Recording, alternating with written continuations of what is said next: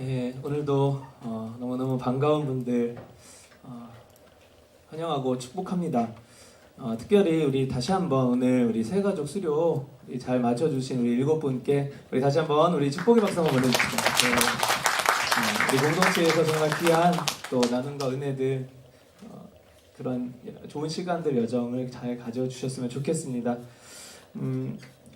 앞서서 말씀드린 대로 우리 일상의 기도가 잘 마쳤습니다. 이 기도가 마치는 것이 이제 우리의 일상에서의 기도의 시작이다라는 마음이 들어요. 특별히 이거를 이렇게 계속해서 또 만드시고 배포해 주시고 하신 우리 10주간 수고해 주신 우리 대표 마을장님께 한번 우리 좀 격려 박수 한번 보내주시면 좋겠습니다. 네, 감사합니다. 어디 계시죠? 저기 있습니다. 네, 감사합니다. 우리 이제 다음 주면 벌써 종려 주일입니다. 종료 주일이 아니고 종려. 종려 주일이고요.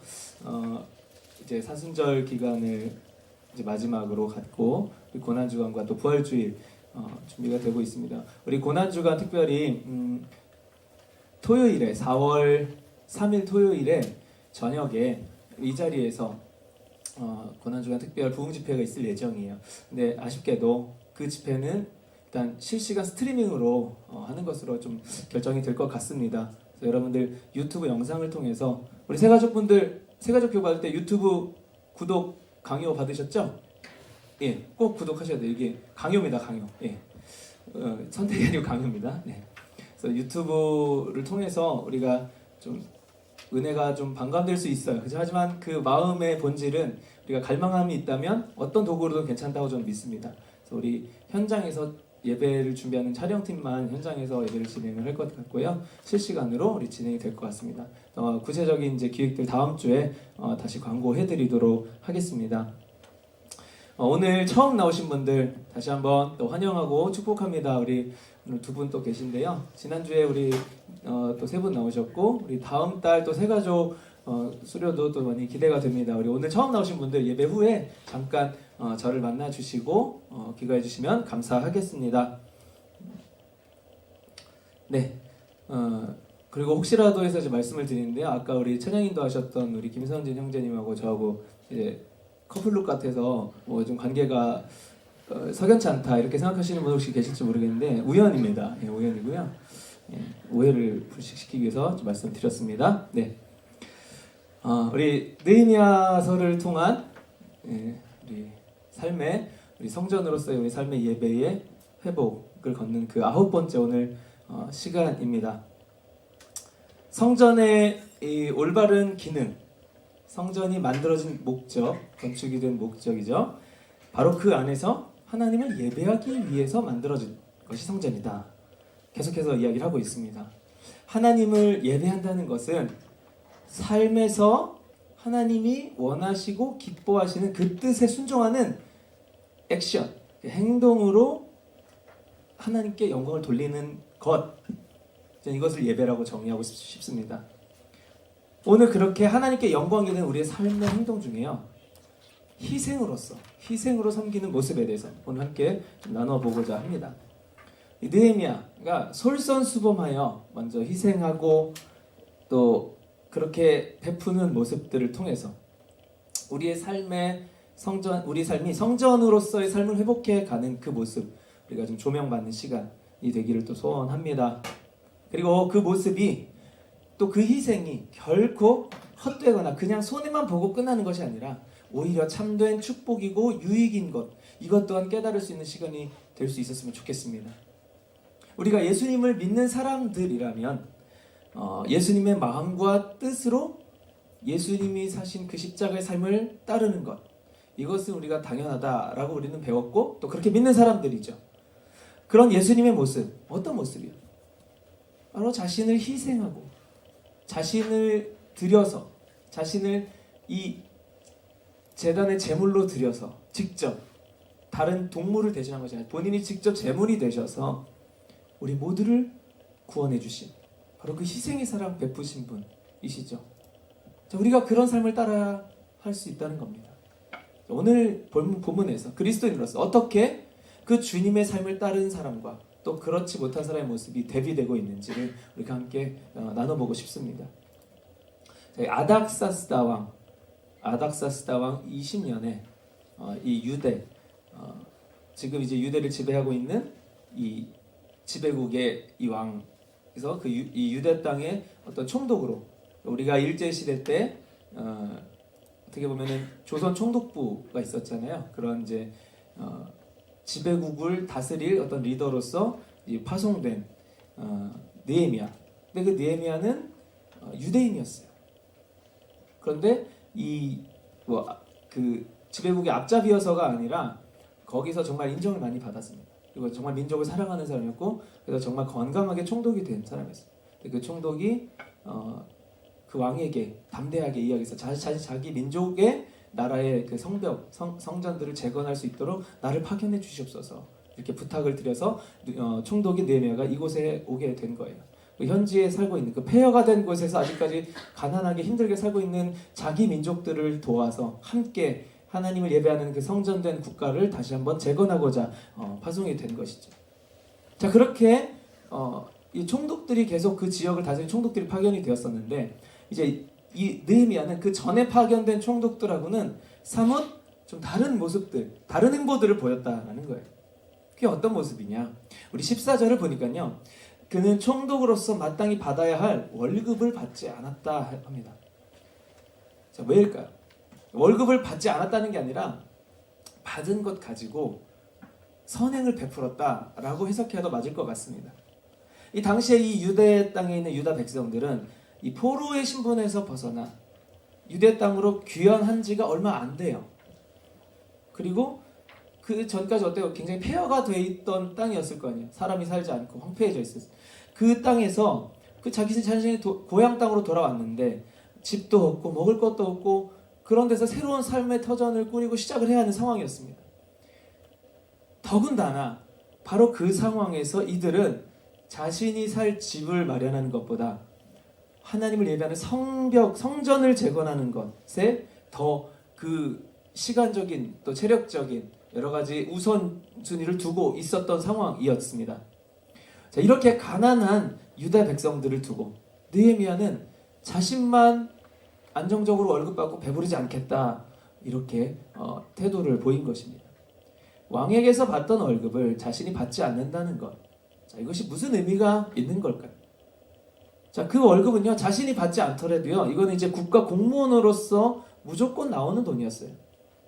그 액수가 상당했겠죠.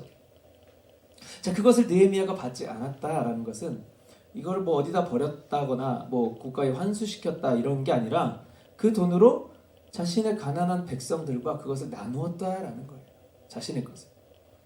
당연히 줘야 될 걸 주는 게 아니라 안 해도 되는 행위를 한 거죠.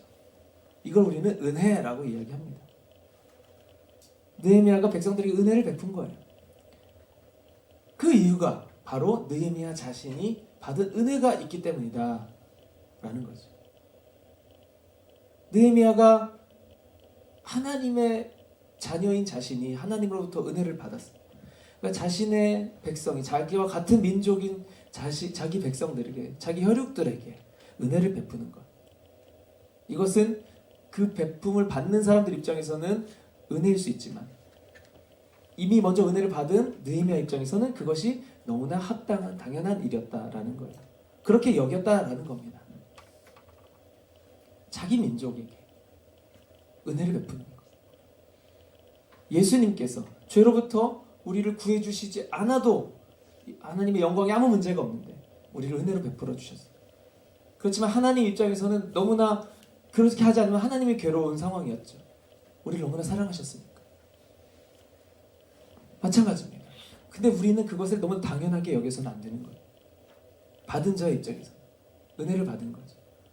하나님께서는 우리를 고와 같이 버려두지 않으시고 계속해서 우리를 보듬으시고 우리에게 은혜를 베푸시고 우리가 다시 한번 회복되기를 간절히 원하시고 같이 아파하시고 더 일선에서 우리를 위해 싸워주시는 분, 그분이 바로 우리의 주님 아니시겠습니까? 느헤미야도 이 삶을 본받아 따랐다라는 거예요. 이렇게 느헤미야가 희생의 사랑을 실천한 어떤 참된 신앙인이다라고 했을 때 이것은 자기 백성을 구해주신 그 예수님의 모습을 따르는 삶이었다라는 거예요. 즉 우리 자신도, 저와 여러분도 우리가 구원을 받았다면, 구원받았음을 믿고 있다면, 그 은혜를 받았다라는 확신을 가지고 있다면 우리는 주님의 자녀이고 주님의 백성인 거예요. 주님과 한 민족이라는 겁니다. 그리고 그렇다면 느헤미야처럼 주님의 삶을 따를 수 있어야 합니다. 이것이 구원을 받은 증거가 될 수 있는 겁니다. 자, 이것과는 반대로 정말 이름만, 무늬만 그리스도인인 사람들, 바로 느헤미야 이전에 부임했던 총독들이었어요.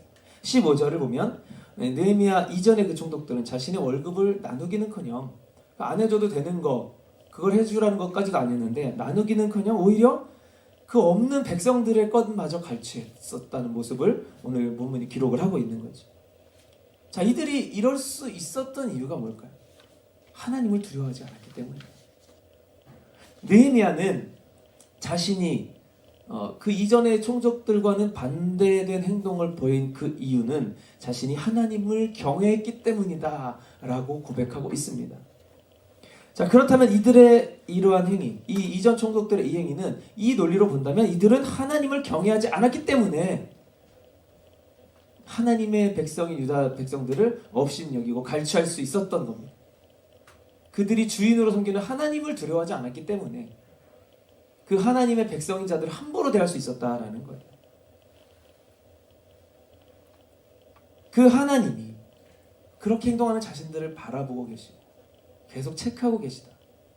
하나님이 뻔히 보고 있어요. 그런데 제가 뻔히 보고 있는데 제 자식들을 다른 사람이 괴롭힐 수 없죠. 제가 안 볼 때 괴롭힐 수 있는 거예요. 마찬가지라는 거예요. 하나님이 보고 계시다는 그 믿음이 있다. 이 이전 총독들도 다 유대인이었거든요. 왜냐?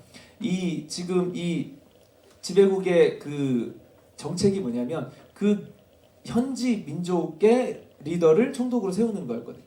계속해서 유대인들이 총독으로 섰단 말이죠. 근데 그 이전 총독들은 그 주어진 그 권한을 가지고 오히려 이게 기회다라고 든다서 자신의 배를 불리는 데 사용을 했다라는 거예요. 소위 말해서 찐 그리스도인이라면 절대로 해서는 안 되는, 할 수 없는 행동인 것입니다. 이거는 하나님 안 믿는 거라고 밖에는 이해할 수 없는 거예요. 같은 유다 백성이라요, 유대인으로 태어났다고 해서 다 자동적으로 하나님 믿는 게 아닌 겁니다. 우리가 이 자리에 있다고 해서 교회를 잘 출석한다고 해서 정말 다 믿음이 있다라고 확신할 수 없는 거예요. 제가 여러분을 판단하는 것이 아닙니다. 그저 확률을 말씀드립니다. 진짜 믿음은 자신이 압니다. 그리고 하나님께서 아시는 거예요. 그리고 그것은 정말 냉정하게도 행위로 드러날 수밖에 없어야 하는 겁니다.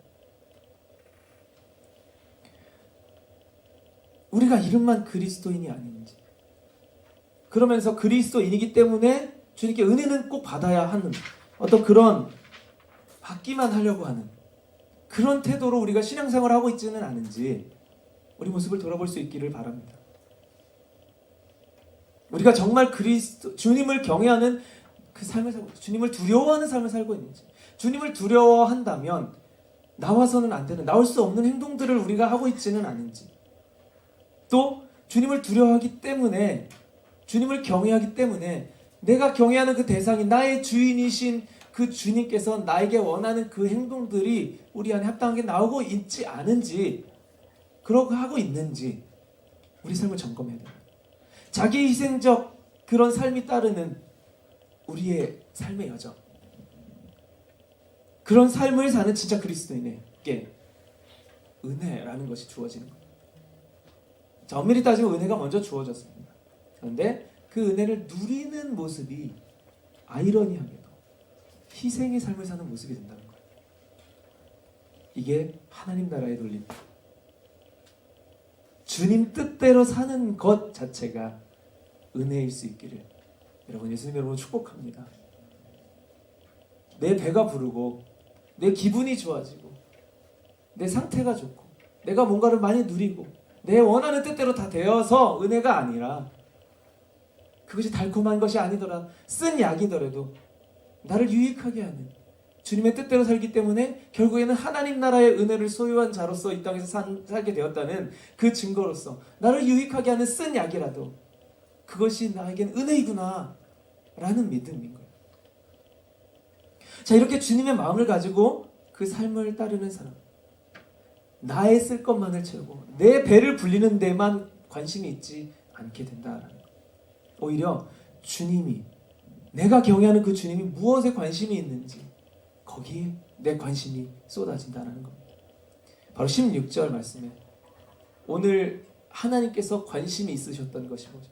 바로 성벽을 재건하는 일이었다라는 거예요. 주님이 이 성전 재건에 관심이 있으신 이유는 바로 우리 각자의 삶의 성전 또한 회복되는 것, 여기에도 관심이 있으시다는 거예요. 자, 하나님께서 유다 백성들을 등한시하시기 때문에 나를 예배하는 그 성전만 제대로 지어야지, 거기에 관심이 있으셔서 하나님이 자기중심적이어서 나르시스트여서 성전 재건에만 관심이 있으셨던 게 아니라, 오히려 이 백성들이 자기 자신들의 안위만을 위해 사는 게 아니라 하나님의 영광을 위해 살아갈 때 진정한 유익이 주어지는 것을 하나님께서 아셨기 때문에, 그렇게 하나님께서 정하셨기 때문에 하나님을 위해 사는 것이, 결국에는 하나님을 우선하여 사는 것이 그렇게 사는 우리들에게도 가장 유익인 삶이 되기 때문에. 왜요? 하나님 은혜를 주셨잖아요. 하나님 나라라는 영원한 생명이라는 구원이라는 그것을 누리기 위해서 이 땅에서 우리는 우리 것을 채우는 것이 아니라 하나님의 것을 위해, 하나님의 영광과 뜻을 위해서 발버둥 치며 살아야 합니다. 은혜를 받았으니까. 그리고 그게 나는 죽고 하나님만을 위해 사는 그런 차원이 아니라요, 우리는 그렇게 생각해야죠. 하지만 하나님 입장에서는 바로 그것이 우리를 가장 위한 삶인 거예요. 가장 좋은 것을 베푸시는 거예요. 성벽을 쌓는, 성전을 재건하는 일에, 우리 삶에, 우리 마음의 영적인 성전, 예배자로서의 회복을 우리가 관심을 두고 집중하는 것, 바로 그것이 우리를 위한, 우리를 유익하게 하는, 우리를 죄로부터 넘어져서 잠깐은 달콤할 수 있지만 영원한 죽음에 이르게 하는, 영원한 심판에 이르게 하는, 영원한 형벌에 이르게 하는, 바로 그 길로 가지 않게 하는 그런 유익인 것, 그것이 성벽을 쌓는 일, 우리의 성전의 삶을 회복하는 일에 우리가 관심을 갖는 일이 되는 것이라는 겁니다. 정말로 이 주님의 뜻대로 살려고 하는 그리스도인, 그래서 그 세속적인 체험보다 내 영적인 체험에 더 집중을 하게 되는 것. 여러분, 욕심이 다 나쁜 게 아닙니다. 내가 영적으로 채우려고 하는 거는 욕심을 좀 부려야 돼요. 근데 우리는 여기엔 너무 욕심이 없는 거예요. 영적인 건 아무리 욕심을 부려도요, 다른 사람 것을 빼앗지 않아요. 이 세상에는 이 질량 보존의 법칙이 적용을 하기 때문에 내가 이만큼 가지면 다른 사람은 이만큼을 잃어버리거든요. 근데 이 영적인 논리는 그렇지가 않다는 거예요. 무한대요. 내가 더 갖는다 그래서, 내가 하나님 사랑 더 받는다 그래서 하나님이 저 사람을 덜 사랑하는 게 아니라는 거예요. 우린 영적인 체험에 욕심을 내야 됩니다. 자, 그렇게 되면요, 상대적으로요, 이 세속적인, 이 육신적인 욕구와 체험에 내 관심이 점점점 덜하게 되는 거예요. 아니, 솔직히 말씀드리면 조금도 덜해지지는 않습니다. 하지만 나는 영적인 체험에 내 마음을 더 쏟을 거야 라고 내가 결정하는 이상, 우리가 그렇게 행동하려고 애쓰는 그 행보가 걸어질 수 있다라는 거예요. 자신의 육신적인 필요가 필요하죠. 우리 밥 안 먹고 계속 살면 굶어 죽지 않습니까? 필요하지만 그것을 내가 신경 쓰지 않는 거예요. 나의 필요와 공급을 다 아시는 주님께 맡기고, 내 관심은 그래서 주님의 뜻과 주님의 마음에만 관심을 두는 거예요. 그러다 보니까 나에게 허락된, 나를 채워도 괜찮다고 허락된 그것들을 가지고요, 나누고 베풀 수 있다. 내 것을 채우지 않고 오히려 내 것을 더 나눠줄 수 있다는 거예요. 내가 막 마음이 착하고 넉넉하고 내가 가진 게 많아서가 아니라 나는 영적인 거에 관심을 가지니까. 내가 관심 없는 거 그 사람들한테 준다, 이런 차원이 아닙니다. 바로 그것을 통해서 또한 그 사람들도 동일한 영적인 은혜에 관심을 갖도록 만들어주는 통로가 될 수 있다는 거예요. 우리에게 허락된, 여러분들에게 허락된 물질이라든지 재능이라든지 시간이라든지 그런 것들이 다 사실은 바로 그런 것들을 위해서 하나님께서 허락하신 거라는 거예요.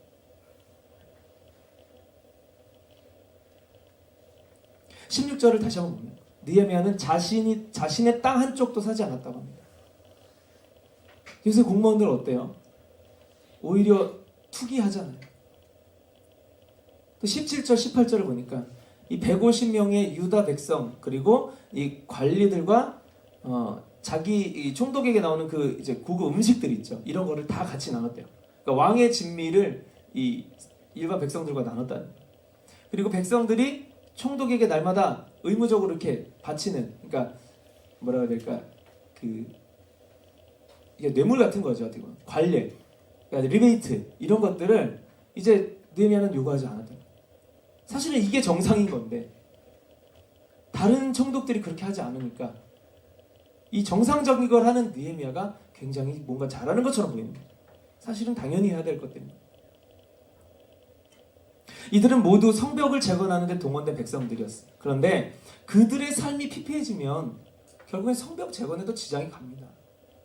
느헤미야의 관심은 성벽 재건에, 하나님의 뜻인 성벽 재건에 관심이 더 무게와 초점이 있었기 때문에 자신이 갖고 덜 갖고 이게 중요한 게 아니라 성벽이 재건돼서 가장 우선된 관심이었기 때문에 그 성벽 재건을 위해서 백성들이 풍족해야 했었어요. 하나님의 뜻 때문에 그들과 나눴다라는 것. 그것 때문에라도 느헤미야는 자신의 소유를 충분히 희생하고도 남을 마음이 생길 수 있었다라는 것. 우리가 우리 삶의 성전을 재건한다 했을 때 우리가 내 육신의 이 소욕들도 그대로 유지하면서 내 욕심도 좀 채우면서 그래도 나는 예배자로서 그래도 좀 이 신앙인으로서 잘 또 하나님 앞에 똑바로도 살고 싶어. 이 두 마음이 있잖아요. 세상에서도 성공하고 세상에서도 잘 살고 세상적으로도 좀 경쟁에서도 좀 이기면서 그런데 교회에서도 내가 좀 남부럽지 않은 신앙인으로서 딱 살고 싶어요. 근데 이게 뭐 이쪽을 택하면 이쪽을 아예 못 간다 이런 차원까지는 아닌데요. 이 두 개가 사실은 동시에 같이 이루어지기는 우리 안에서는 거의 불가능합니다. 여러분들 한번 자신에게 솔직해지자는 거예요. 내가 세속적으로 막 잘되고 성공하고 그러면 솔직히 교회에 관심 갑니까? 제가 좀 부끄러운 고백을 하나 드립니다. 이 원고에 넣는 건데요. 제가 중학교 때 교회를 처음 다니게 된 거는 이제 그때 이제 여학생들이 교회에 있었기 때문에 사춘기가 제가 시작이 됐고 여러 번 말씀드렸었는데 제가 남중남고를 나오다 보니까 교회 가니까 여학생들을 만날 수 있는, 그래서 교회를 처음 다니기 시작했어요. 근데 그래서 이제 한 자매와 교제를 했다가 한 28일 만에 이제 채웠습니다. 날짜 정확히 기억하고 있어요. 근데 그러고 나서 이 교회 여학생들 있지만 별로 이렇게 내가 좀 재미를 못 보네. 그리고서 이제 고1 때 교회를 1년 동안 안 나갔어요. 이제 고등학교 올라가니까 제가 이제 옛날에 만화를 그렸었거든요. 이게 만화부가 이제 있었어요. 만화부에 딱 들었더니 이 여고에 있는 만화부하고 이 좌담회를 하는 거예요. 여기서 여학생들을 만나면 되겠구나. 예. 교회에 갈 필요가 없어진 거예요. 저한테는. 이제 그렇게 될 수 있다라는 겁니다. 우리가 어떤 이 두 가지를 다 취할 수가 없는 거예요. 내가 교회에서도 여학생을 취할 수 없고 학교에서도 여학생을 취할 수 없고 양쪽을 다 할 수가 없는 거예요. 우리의 심리가 그렇다는 겁니다.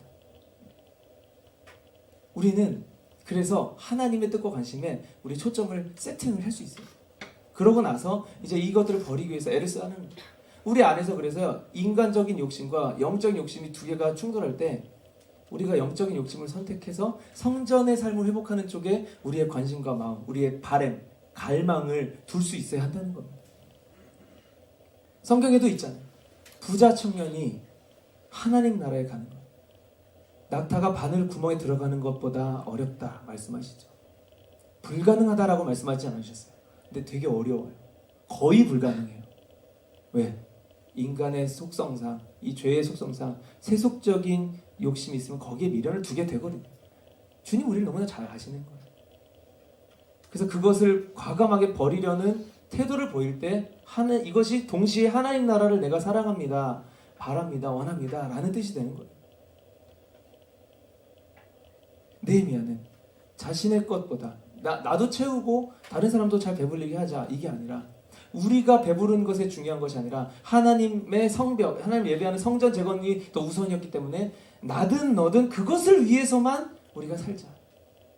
그러니까 그것을 위해서 이게 나누는 거니까 느헤미야 입장에서 그래서 결국은 그걸 희생으로까지 생각하지도 않았다는 거예요. 이게 바로 주님의 뜻대로 우리 안에 회복되고자 하는 주님의 뜻에 맞게 우리가 회복의 여정을 걸어가는 모습이 될 수 있다라는 겁니다.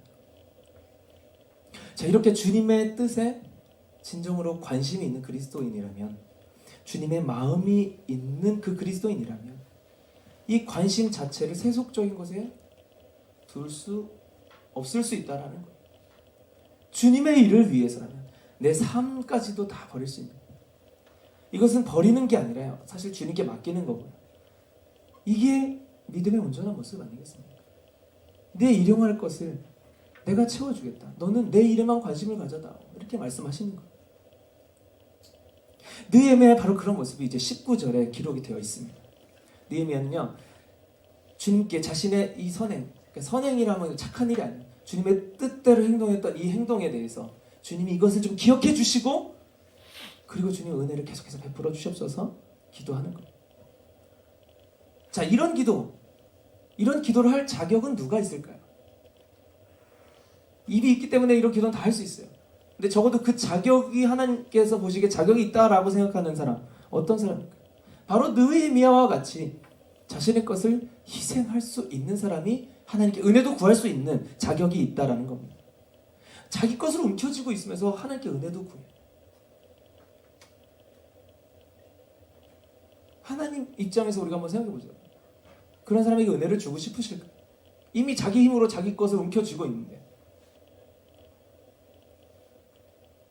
저도 자녀가 둘 있지만 아무래도 이제 큰 애가 작은 애보다 욕심이 덜 하게 되더라고요.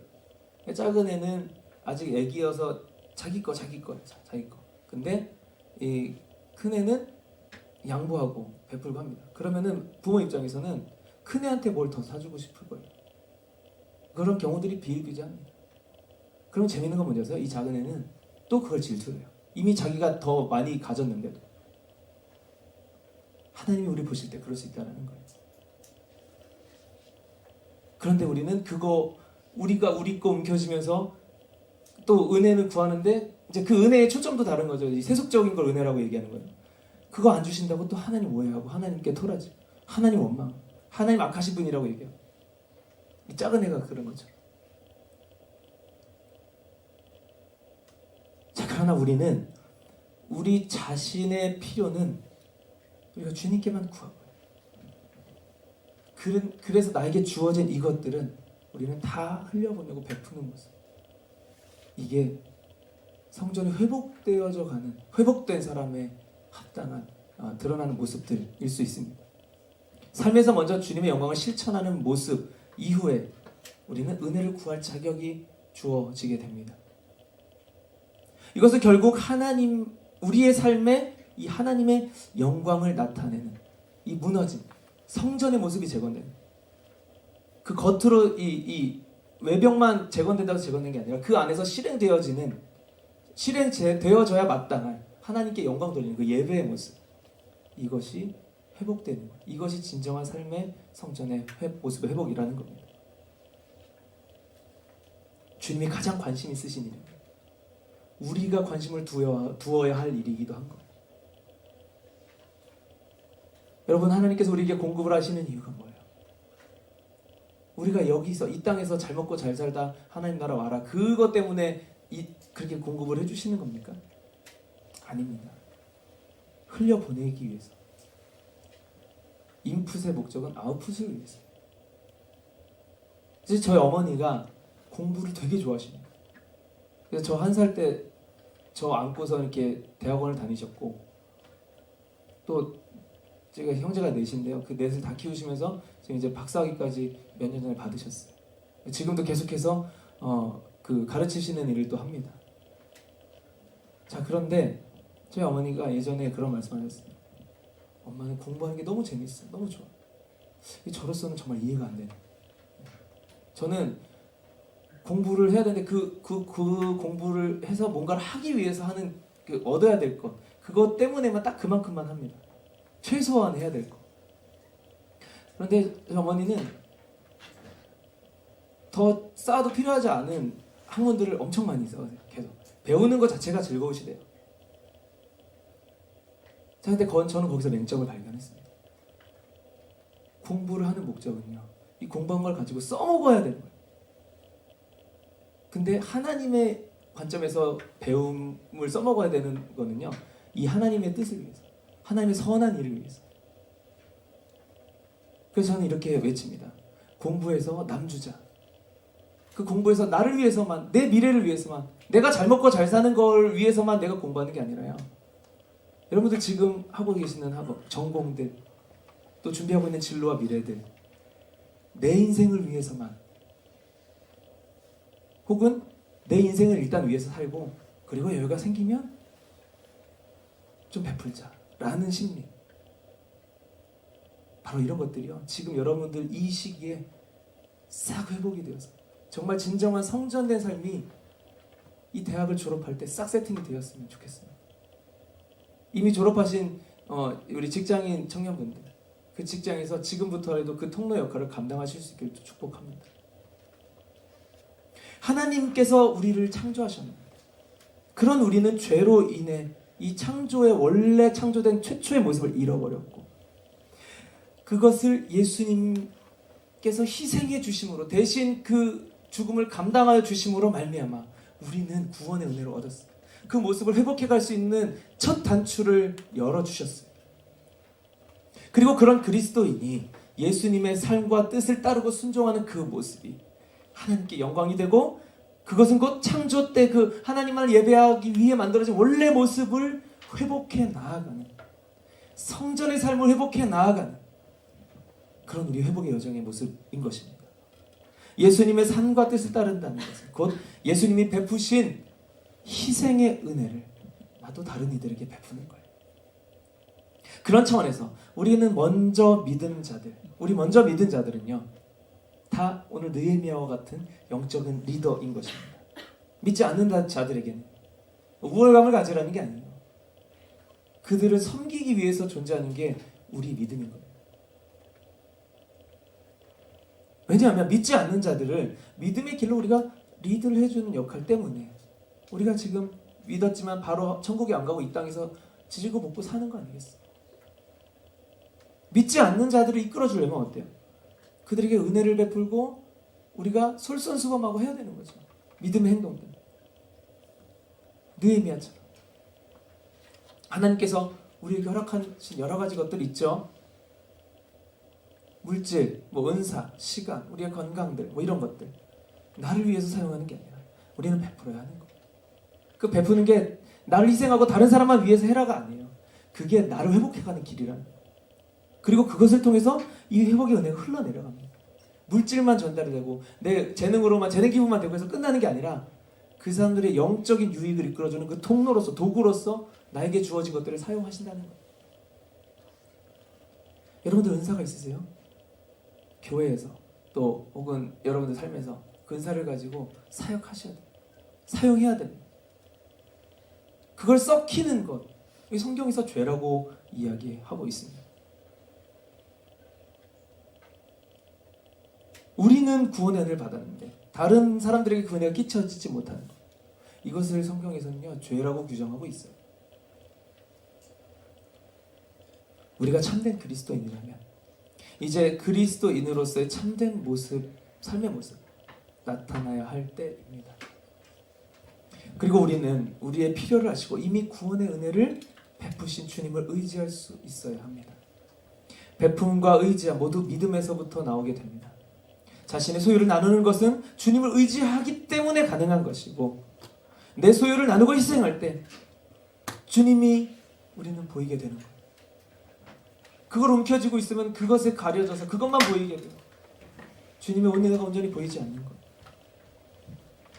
우리 모두가, 우리 열정 청년대학, 우리 새가족, 또 이제 방문하신 우리 백석대학 학우들, 또 우리 주변에 인근 또 대학생 여러분, 우리 모두가 이 자리에 계신 이 말씀에 어떤 반응이라도 있는 우리 모두가 이런 그리스도인으로서 늘 베풀 때 누릴 수 있는 그 주님의 은혜, 그것을 공급받은 그렇게 우리 성전으로서 원래 지음받은 그 성전으로서의 삶을 회복해 나가는, 복구해 나가는 그런 여정들 되실 수 있게 예수님의 이름으로 축복합니다. 함께 찬양하고 기도하시겠습니다. 동일한 마음으로 우리 주를 위한 이곳을 함께 고백하십시다.